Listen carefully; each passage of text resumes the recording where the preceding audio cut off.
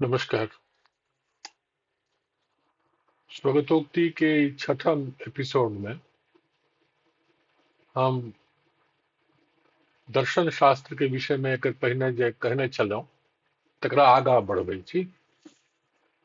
आ doctor of philosophy या दर्शन शास्त्र के निष्णात अध्येता व्याख्याता एकर विशेषज्ञ के रूप में जे हमरा सबके एकटा छाप मारल जाइ छै पीएचडी करला पर, ताहि विषय में कने आर आगाँ बढ़ के हम सब विचार करै छी जे दर्शन शास्त्र के मतलब की भेलै, अर्थ की भेलै।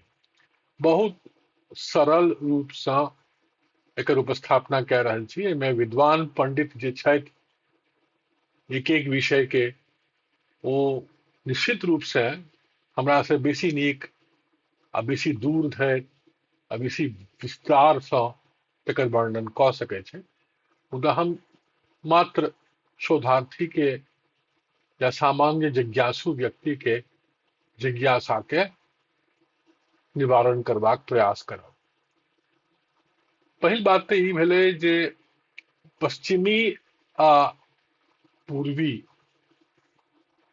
दू तरह के जे दर्शन छै, पूर्वी से मतलब भारतीय दर्शन, एहिमे चीन के अपन दर्शन छनि, जापान के लोग के अपन दर्शन हेतै, तऽ से हम एखन, या मिस्र बेबीलोन के अपन दर्शन हेतै।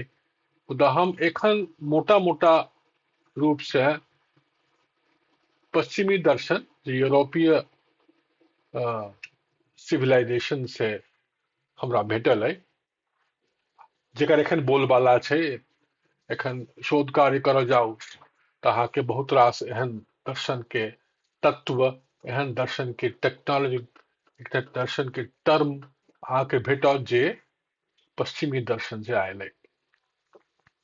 तऽ एहिमे हमरा जे लागै छै जे ई जेना एकटा गाछ जकाँ छै, हमरा एकटा वृक्ष जकाँ छै, जेमे बहुत तरह के इज्म छै, जेना आइडियलिज्म भेलै, रियलिज्म भेलै, सुररियलिज्म भेलै, एहि तरह के बहुत तरह के इज्म अहाँके भेटत। तऽ ओ भेलै एकटा देखै के नजरिया, देखै के पर्सपेक्टिव, जहाँ कोन तरहसँ कोनो विषय के दिस, कोनो समस्या के दिस, या कोनो वर्णितव्य वस्तु के दिस अहाँ देख रहल छी। आ दोसर भेलै जे एहिमे जे विषय सब छै, जकरा सबके अलग अलग नाम से हम सब जानै छी, जेना मेटाफिजिक्स भेलै, एपिस्टेमोलॉजी भेलै, लॉजिक भेलै, या एथिक्स भेलै, एस्थेटिक्स भेलै, या कॉस्मोलॉजी भेलै, या थियोलॉजी भेलै, ई सब भेलै एकर अलग अलग ब्रांच, जकर अलग अलग शाखा पश्चिमी दर्शन के। तो बहुत संक्षेप में एकरा सबके हम सब बुझबाक प्रयास करबै। सबसे पहिने जकरा हम सब कहै छी तत्व मीमांसा या मेटाफिजिक्स, तकरा लऽ लै छी। तऽ मेटाफिजिक्स दर्शन शास्त्र के ओ ब्रांच भेलै, ओ शाखा भेलै, जेमे वास्तव की थिकै, रियलिटी की थिकै, आ मन आ वस्तु दुनू के बीच में जे संबंध छै, पदार्थ छै बाहरी दुनिया में, आ अभ्यंतर के दुनिया में हमर मानव मन छै, दुनू में कोन तरह के संबंध छै। मतलब मन केकरा विश्वास करते, जे चीज देखते तकरे विश्वास करते, या जे नहियो दिखाई दै छै तकरो विश्वास करते। ई एकटा बड़का समस्या दर्शन शास्त्र के लेल छै। आ जते तरह के पदार्थ होइ छै, वस्तु होइ छै, सबके कोनो न कोनो गुण दोष लक्षण तऽ हेबे करै छै।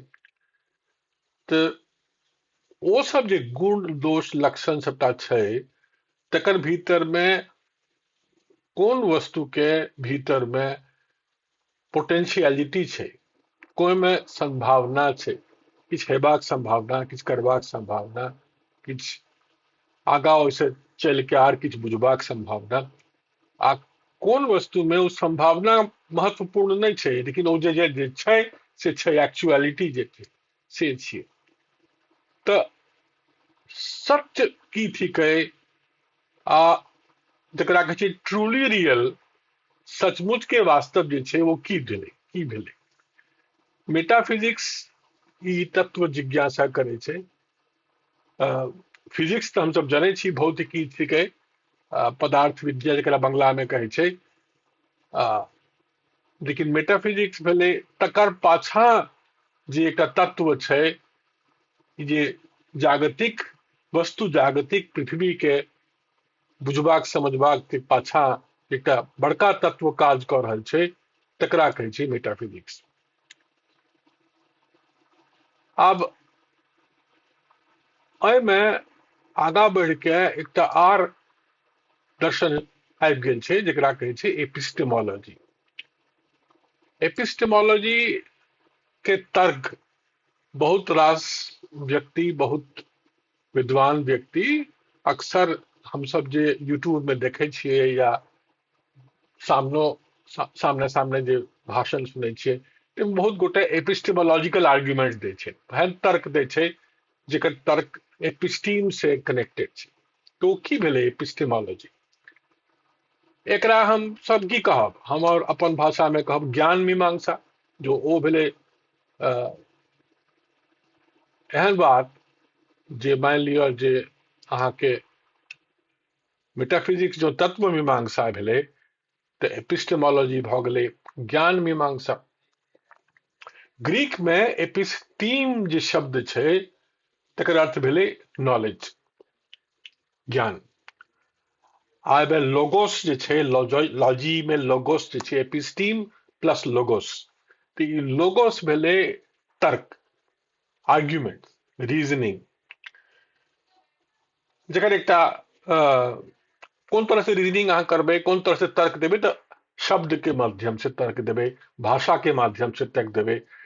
तैं लोगोस के एकटा अर्थ भाषा या शब्द सेहो भेलै, शब्द के माध्यम से, भाषा के माध्यम से, वाक्य के माध्यम से जे तर्क देल जा सकै छै से। तऽ एहन ज्ञान जेकरा हम तर्क के माध्यम से उपस्थापन जेकर हम कऽ सकै छी। तो संक्षेप में तकर माने ई भेलै, एपिस्टेमोलॉजी के अर्थ भेलै थ्योरी ऑफ नॉलेज, ज्ञान तकर तत्व, ज्ञान तत्व या ज्ञान मीमांसा।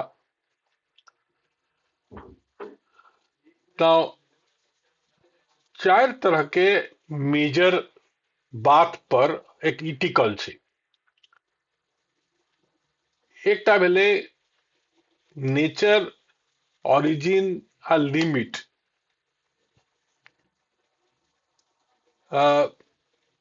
ह्यूमन नॉलेज के, मानव ज्ञान के ई की भेलै, मानव ज्ञान के प्रकृति केहन होइ छै, ज्ञान के अपन आकार या आकृति की थिकै। मान लियो हमरा कोनो वस्तु के ज्ञान है, कोनो विषय के ज्ञान है, तो हमर भीतर में केना तकर स्टोरेज होइ छै, रखल केना जाइ छै तकर भीतर। दोसर, ई ज्ञान हमरा आबै छै कतऽ से?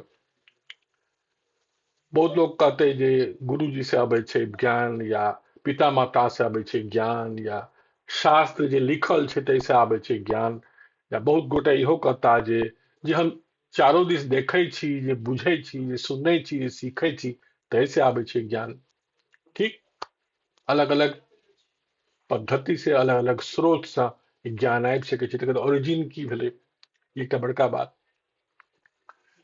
तेसर ई भेलै जे ई ज्ञान के सीमा की भेलै। कोनो ज्ञान के कोनो सीमा छै कि नहीं छै, कोनो बॉर्डर छै कि नहीं छै। जेना हम सब कहै छी समाज शास्त्र, अब समाज शास्त्र के सीमा में कौन चीज छै? भारत के सीमा में पाकिस्तान छै, भारत के सीमा में चीन छै, भारत के सीमा में पाकिस्तान बांग्लादेश छै, तो समाज शास्त्र के सीमा में के छै?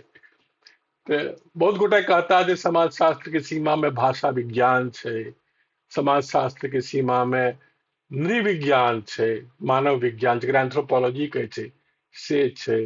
बहुत गोटे कहता समाजशास्त्र के सीमा में साहित्य तकर दर्शन छै, साहित्य दर्शन छै, आदि आदि।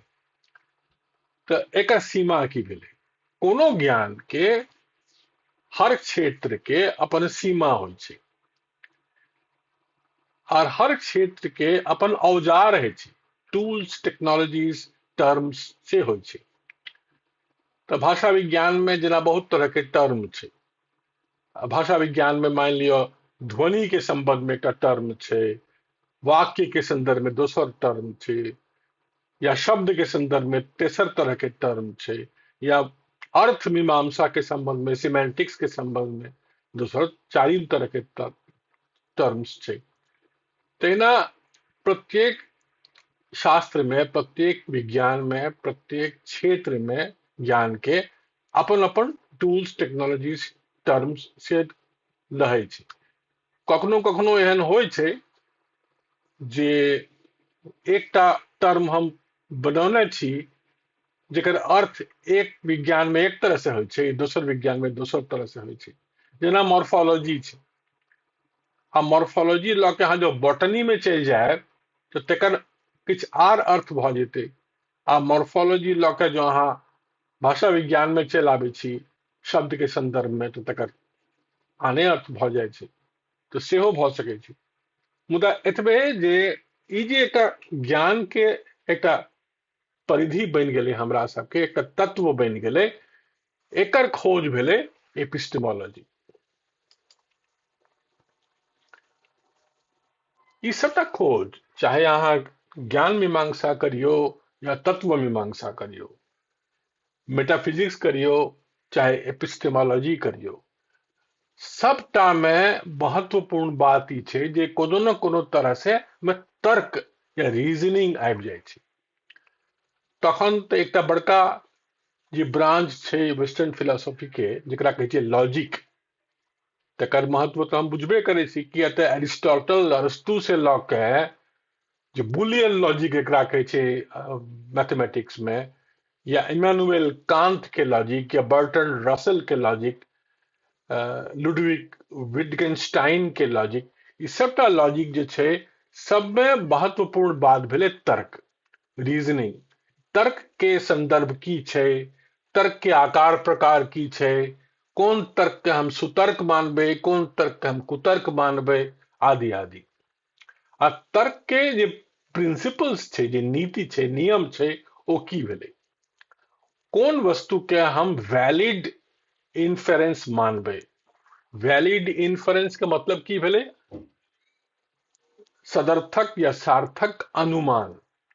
माने कोनो एकटा घटना घटै छै, आकाश में हम देखै छी बादल छै, कारी बादल छै, तकर बाद देखै छी बरसात होइ छै, तो कारी बादल के साथ बरसात के जे एकटा संबंध के हम व्याख्या करै छी, एकटा सूत्र दऽ रहल छी, ई जे एकटा सदर्थक सार्थक अनुमान कऽ रहल छी, वैलिड रीजनिंग हम दऽ रहल छी, इहो लॉजिक के भीतर में, तर्कशास्त्र के भीतर में अबै छै।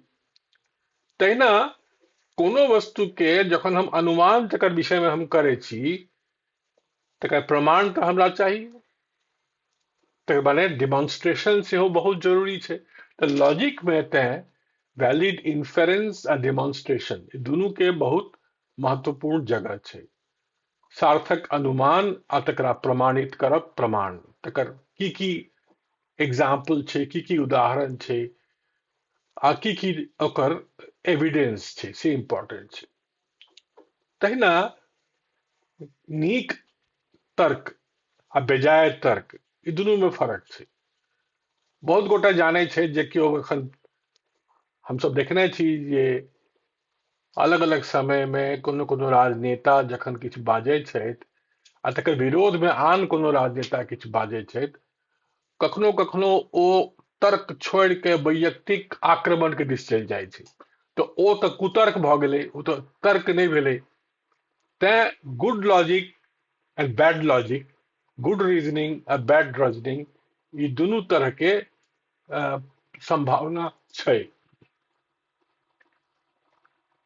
लॉजिक के अरस्तु केना देखे छै? अरस्तु लॉजिक के विषय में कहै छै जे एमे जे प्रोपोजिशन सब रहे छै, एक तो लॉजिक में हम विभिन्न तरह के सवाल के प्रश्न के उत्तर खोजे के कोशिश करै छी, तर्क द के, आर्ग्यूमेंट्स द के।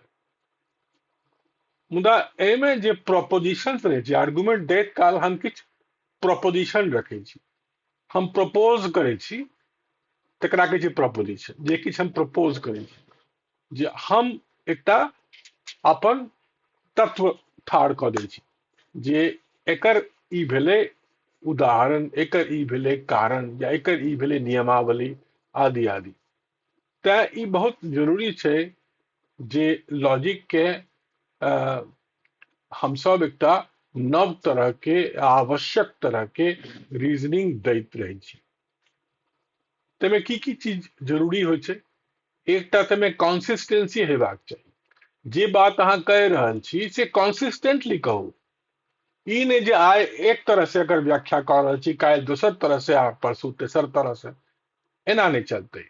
जो तकर व्याख्या अहाँ दऽ रहल छी आ ई व्याख्या जो अहाँके अपन व्याख्या छै, तऽ तकरमे एकटा कंसिस्टेंसी रहबाक चाही। दोसर, ओहिमे एकटा सुदृढ़ ओकर ओकर प्रतिष्ठा होबाक चाही, साउंडनेस रहबाक चाही, ओहिमे दृढ़ता रहे, दार्ढ्य जकरा कहै छै से रहबाक चाही। तेसर, एहिमे एकटा संपूर्णता रहबाक चाही, कंप्लीटनेस रहबाक चाही।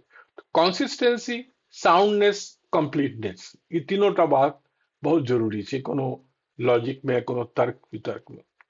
आ ई हम सब देखबै जे जखन हम सब लॉजिक के विषय में आलोचना करै छी या लॉजिक ककरो सामने रखे छी, तैमे बहुत तरह के फैलेसीज रहते, जकरा कहै छै लॉजिकल फैलेसीज। बहुत एहन गलत कनेक्शन, गलत जंप, बहुत तरह के हम सब करै छी जंप करै छी कंक्लूजन में। पुलिस जखन कोनो हत्याकांड के समाधान करबाक कोशिश करै छै, तऽ जते हत्या भेल छै, ओहि व्यक्ति के आसपास के जते गोटे रहैत या रहि सकैत छै, सबके संदेह में रखै छै, आ धीरे धीरे धीरे धीरे एक एक कऽ नॉकआउट कऽ के संदेह के तालिका से, सूची से लोग के बाहर कऽ दै छै। लेकिन ई जे एकटा प्रक्रिया छै, पॉलिसी प्रक्रिया छै, के सॉल्व करे के, मिस्ट्री सॉल्व करे के, तैमे कखनो कखनो फैलेसी भऽ जाइ छै, कखनो कखनो भूल भऽ जाइ छै, आ कखनो कखनो पैराडॉक्स सेहो भऽ जाइ छै, वैपरीत सेहो भऽ जाइ छै।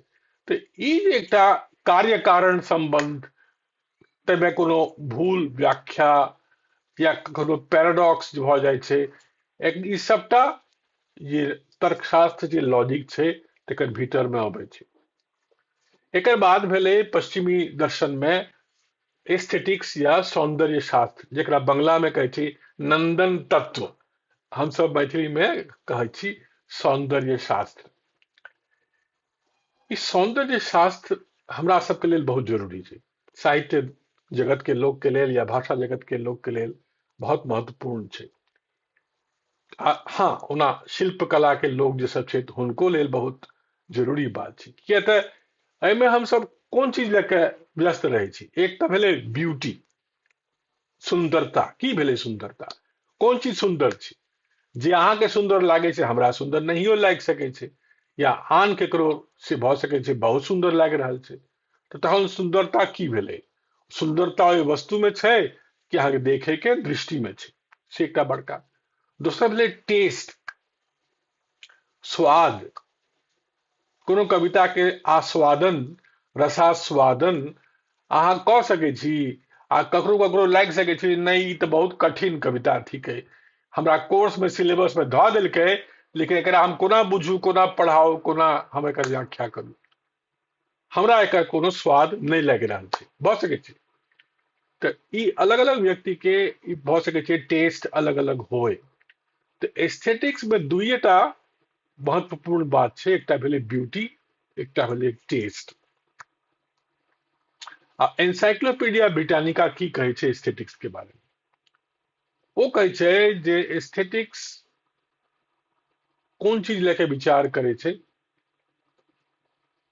कि अहाँ के जे एक्सपीरियंस छै, जे अहाँ के तजुर्बा छै, जे जकरा बंगला में कहै छै अभिज्ञता भेलै, ओ एकर एहिमे अहाँ देखै छी जे कोनो कोनो वस्तु बहुत सुश्री छै, जाहिमे बहुत श्री छै, आ कोनो कोनो वस्तु बहुत कुश्री छै, जे बहुत असुंदर बात छै, या कोनो कोनो वस्तु एहन छै जे मन लागे छै जे ऐश्वरीय छै, जे साधारण मानव के समझ बूझ व्याख्या या आकार प्रकार के जे वर्णन हम कह सकै छी भाषा में, तैसे ऊपर तैसे बाहर छै। इहो छै जे ताहिमे हमसब बहुत रास कॉन्टेम्पलेशन करै छी, अंदाजा लगबै छी। बहुत समय हमसब ई सौंदर्य रस जे होइ छै, एहि रस से हमसब कखनो डरै छी तऽ विभत्स रस भऽ जाइ छै, कखनो घिन लागैया, भयानक रस सेहो भऽ छै, होइ छै डरै में। तऽ आ कखनो कखनो हमरा बहुत नीक लागै छै, बहुत मीठ लागै छै, सेहो भऽ सकै छै।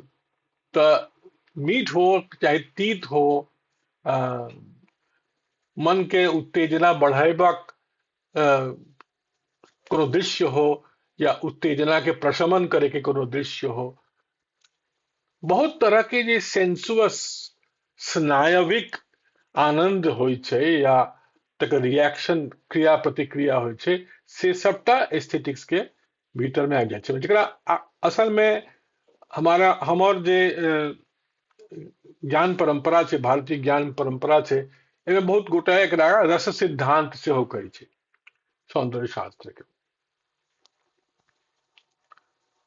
जखन हमसब प्रकृति के कोनो नेचुरल ब्यूटी के दिस हम देखै छी, तखन तऽ प्रकृति के जे सृजन केने हेता, चाहे ईश्वर करैत चाहे अपने आप ओ सृजित भऽ जायत, तकर क्रेडिट छै। लेकिन जखन हम एहन कोनो वस्तु के दिस देखै छी जकरा प्रकृति ने मानव बनेने छै, कोनो मनुष्य बनेने छै, कोनो शिल्पकला भेलै, कोनो काव्य भेल, कोनो उपन्यास भेल, कोनो संगीत भेलै, तऽ तखन हमसब कहबै जे तकर एस्थेटिक्स की छै। आ हमसब अक्सर प्रकृति से तकर तुलना करै छी। जेना कोनो रंग हमसब देखै छी जे कोनो विशेष पेंटर, कलाविद अपन पेंटिंग में एहन रंगक प्रयोग केने छै, जे रंग अक्सर अहाँके देखऽ में नहीं आबै छै प्रकृति में, एक नव तरह के रंग के सृजन केने छै, जे देश राग अहाँ बनने छी। रविशंकर सितार विशेषज्ञ, ओ देश राग के सृजन केने छै, ठीक छै। तऽ जे राग रागिनी परंपरा से चलि आबि रहल छै, जे राग रागिनी के अहाँके परिचय प्रकृति में भेटत, प्रकृति में सेहो बहुत संगीत के आवाज हमरा सबके भेटै छै, पक्षी के आवाज से, जानवर के आवाज से, हवा के आवाज से, पेड़ पौधा के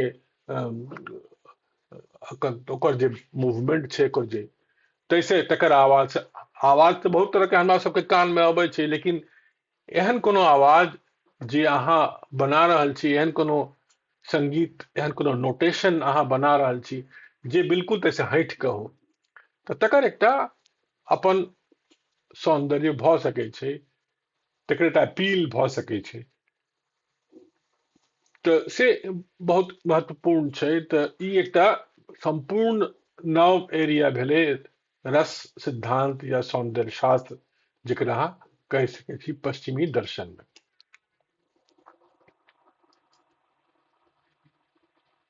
तकर बाद अहाँ एस्थेटिक्स के आगू जब बढ़ी तऽ अहाँ देखब जे एकटा आर बहुत महत्वपूर्ण दर्शन के शाखा छै पश्चिम में, वो भेलै नीति शास्त्र, एथिक्स। आइ काल्हि के जमाना में विशेष रूप से जखन हमसब ओ करै छी, दर्शन पीएचडी करै छी, तखन ई बहुत जरूरी भऽ जाइ छै जे एथिक्स कोन चीज छियै, ठीक छै। तऽ अब ई भेलै जे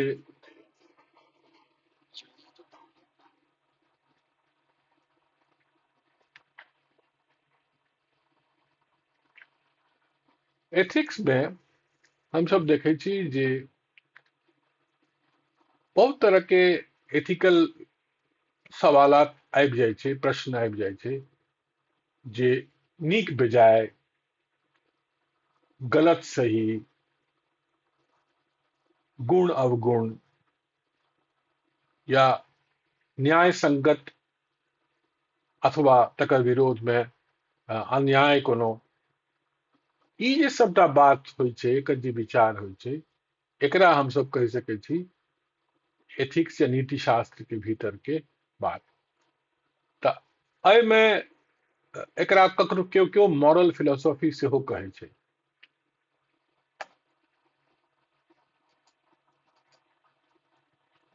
तऽ ई भेलै समस्या जे एथिक्स के भीतर में बहुत तरह के एहन बातचीत होइ छै जेकरा कईटा एक्सियोम के दिस, एकरा कहै छै एक्सियोलॉजी के केओ कहै छै, value theory, descriptive ethics, moral theory, ताहू दिस केओ केओ हमरा सबके लऽ जाइ छै। तऽ ई पश्चिमी दर्शन में एकटा महत्वपूर्ण विषय भेलै।